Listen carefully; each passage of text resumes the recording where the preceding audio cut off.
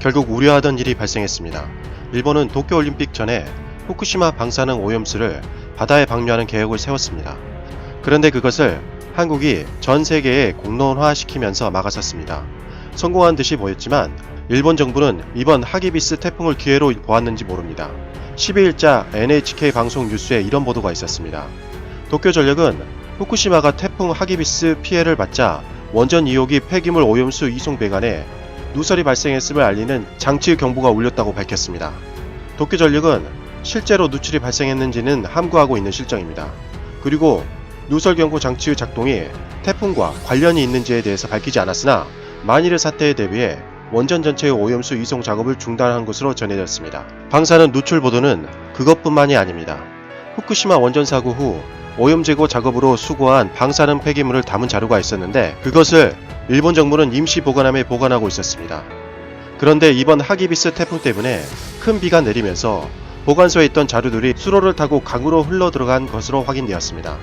이곳은 후루미치가와 하천으로 수색을 통해서 회수한 양은 겨우 10개에 불과하다고 밝혔습니다. 그곳은 무려 2667개의 방사능 폐기물 자료가 보관되어 있었는데 몇 개가 유출됐는지 밝히지 않고 있습니다. 최소 10% 이상이 유출될 것으로 추정하고 있습니다. 이 후루미치가와 하천은 다른 강으로 합류한 이후에 태평양으로 흘러 들어가게 되어 있습니다. 이로 인해 전 세계가 영향을 받을 것 같습니다. 다른 나라들도 후쿠시마 방사능에 촉각을 곤두세우고 있지만 강력한 19호 하기비스 태풍 영향 때문에 항의하기가 여의치 않은 상황입니다. 일본인들 반응을 살펴보겠습니다. 일본인들도 방사능에 대한 걱정은 대단했습니다. 전국구 방사능 정보 목록을 보여주며 19호 하기비스 태풍 때문에 원전 사고 방사능은 계속 누출되고 있다고 걱정하는 일본인도 있었습니다. 일본 방사능 누출이 계속되고 있다.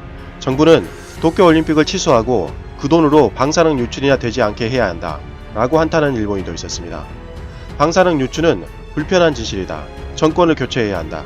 라고 강력하게 주장하는 일본인도 있었습니다. 방사성 폐기물 유출은 충분히 예측할 수 있었다.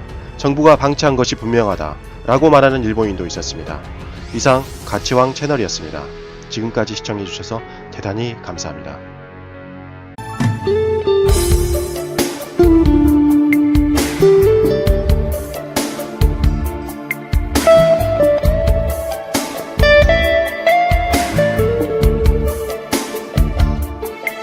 you.